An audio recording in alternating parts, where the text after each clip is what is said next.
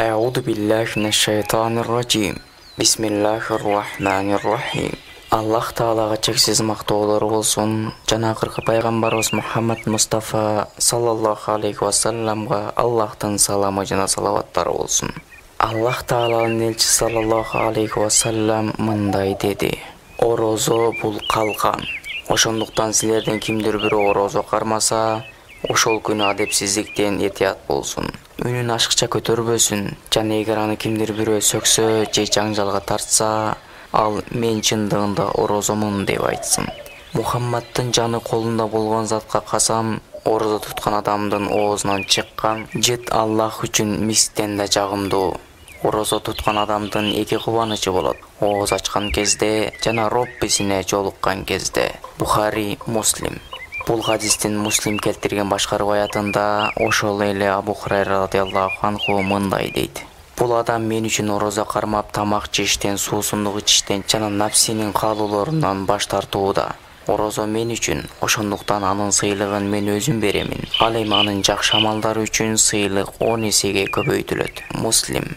Бул хадистин Муслим келтирген башка риваятында Аллах Тааланын саллаллаху алейхи ва саллям мындай дейт: Адам баласынын ар кандай амалдары Аллахтын алдында 10 эседен 70.000 эсеге чейин көбөйтүлөт. Анткени Аллах Таала мындай деген: Бул эселер адамдын орозодон башка амалдарына тиешелүү. Ал эми чындыгында орозо мен үчүн гана кармалат. Ошондуктан ал үчүн кайтарымымды, башка айтканда соопторумду мен башка амалдарга караганда дагы да көбүрөөк кылып беремин. Себеби адам өзүнүн напси каалоолорунан жана тамактануудан мен үчүн баш тартууда. Орозо кармоочуну эки кубаныч күтүп турат. Бири ооз ачкан кезде, экинчиси Роббисине жолукканда. Чындыгында орозо кармаган адамдын оозунан чыккан жет Аллах үчүн мистен да жагымдуу. Муслим. Абу Хурайра радиаллаху анху келтирген хадисте Пайгамбар саллаллаху алейхи ва саллям мындай дейт: Аллах жолунда эки нерсени сарптаган адамды бейиштин, о Аллахтын кулу, бул жакшылык деп жазылып коюлган дарбазадан чакырышат. Намаз окуган адамдарды болсо бейиштин намаз дарбазасынан чакырышат. Чихатка катышкандарды чихат дарбазасынан чакырышат. Орозо кармагандарды Райян дарбазасынан чакырышат. Ал эми садака бергендерди садака дарбазасынан чакырышат. Ошондо Абу Бакр разияллаху анху мындай деди: Менин ата-энем сага курман болсун, о Алланын элчиси. Ошол дарбазадан чакыргандардын баардыгы эч нерсеге муктаж болушпайт. Бирок сурайын дегеним, баардык дарбазадан чакырыла турган адам дагы болобу дегенде, Алланын элчиси саллаллаху алейхи ва саллям: Ооба, сен ошолордун арасында болосуң деп үмүт кыламын, деди. Бухари, Муслим.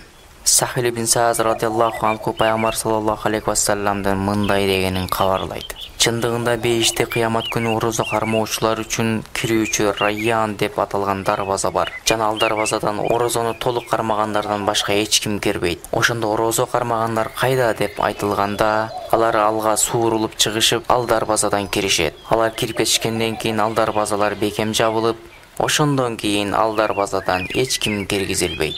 Бухари, Муслим. Абу Саид Худри радиаллаху анху Пайгамбар саллаллаху алейхи ва салламдын мындай дегенин кабарлайт: Аллах жолунда бир күн орозо кармаган адамдын жүзүн Аллах Таала тозоготунан 70 жылдык аралыкта алыс кылып коет. Бухари, Муслим.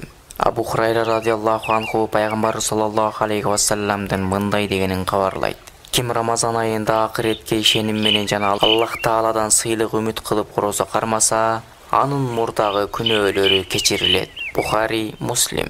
Абу Хурайра радиаллаху анху Пайгамбар саллаллаху алейхи ва салламдын мындай дегенин кабарлайт: Рамазан айы келген кезде бейиштин дарбазалары ачылып, тозоктун дарбазалары жабылат да шайтандар кишенделет. Бухари, Муслим.